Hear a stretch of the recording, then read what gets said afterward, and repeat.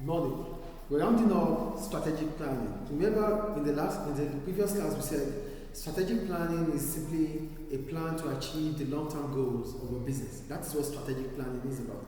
So we talked about the steps towards strategic planning. The first step is understanding or analyzing, examining the current situation of the company. That is the first step. And how do we do that? We use the SWOT analysis. We use the SWOT analysis to understand the strength, the weakness, the opportunity, and the threat of the business. That is the current situation. And as soon as that is done, we go to the step 2. And for the step 2, we make improvements on step 1. So for step 2, define goals. That is step 2. Having done the analysis about the company's present state, which is step 1, through the SWOT analysis, the effectiveness of such analysis will allow the company to 1. Build on its strength. What is the strength of a business? The strength of a company is what the company does best than those of its competitors. So example could be a strong brand. So if the business has a strong brand, which is its strength, then it can as well launch a product in the market, because at that point in time the product would fly, because customers are emotionally attached to that brand. So selling or launching a product because you have understand or you figure out that the strength of your business is a strong brand might allow the business to sell more or to gain more revenue. So that's about building on its strength. Then what about the weaknesses?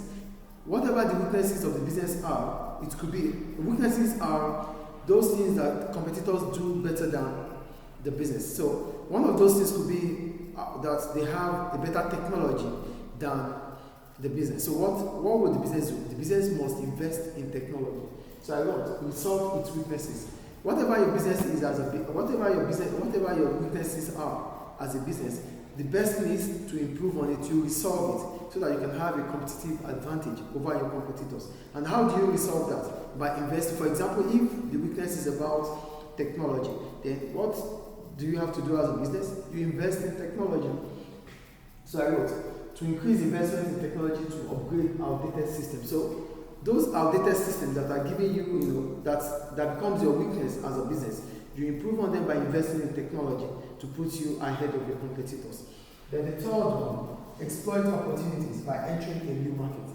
Because opportunity are simply how to gain more market share or how to gain more customers. So to do that, you might find out, there's a market opportunity in Turkey, then the business is in Libya, then setting up a business in Turkey could be a market opportunity which will allow it to increase its customer base and at the same time revenue and profit. That is opportunity.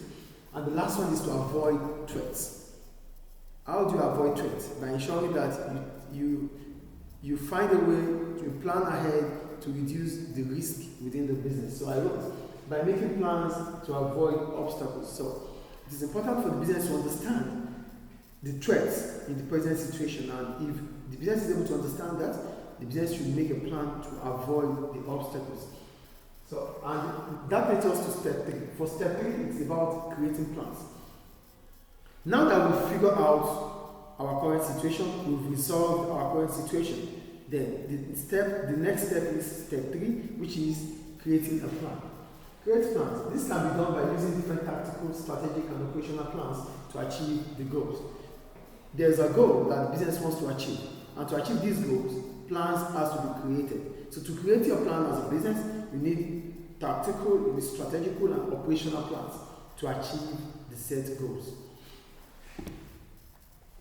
So that is about step 3. Then we go to step 4. For step 4, it's about implementing the plan, executing the plans.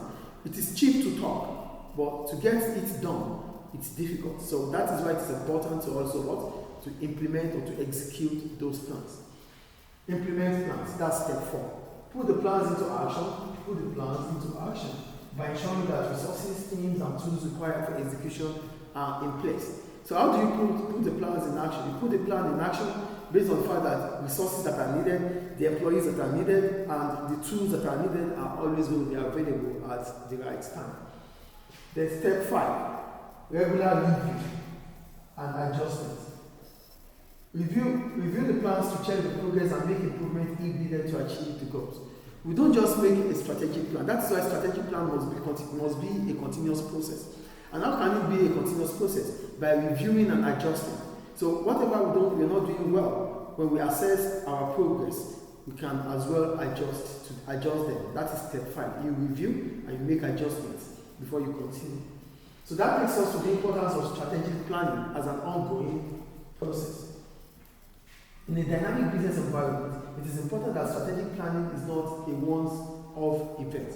Strategic planning is not just something you do and you forget about it.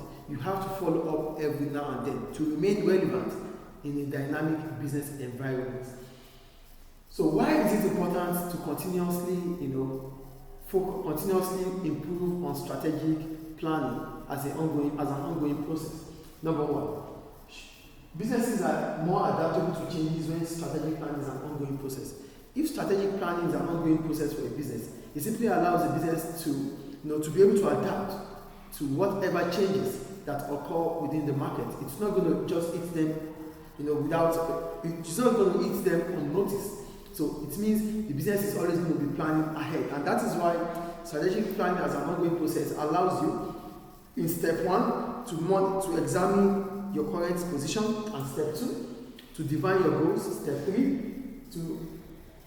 to create plans, and step 4, to implement those plans. So it's an ongoing process, it doesn't end. So as soon as you start your strategic planning, because it's a long-term process, it's a long-term goal, to achieve your long-term goal, it means you have to continuously work on them so that you can adjust as at when due. 2, mitigation of risk. How can you mitigate risk? How can you reduce risk? You can only reduce risk if your strategic planning is an ongoing process, as it allows you to avoid threats, finding a way to avoid obstacles. And when you are able to avoid obstacles, when you are able to plan ahead of obstacles, it allows you to reduce your risk. So as it allows the business to implement and reduce the likelihood of negative events. That is what strategic planning as an ongoing process will do. The 3rd one, facilitating innovation. You are creating a plan as a business. Innovation is about bringing about innovative solutions or creating new products. With strategic planning as an ongoing process, it allows the team to come up with creative ideas in terms of solving issues relating to the business, or probably creating a new product or services, or improvement on existing products. Gives a business competitive edge. Because you understand your strengths, because you understand your strength, you've improved, you resolved your weaknesses, you are able to exploit the opportunities in the market, and you are able to avoid obstacles. That will give you a competitive advantage over your competitors. So that's all about strategic planning. So in the next class, we're going to talk about the importance of strategic planning. Thank you.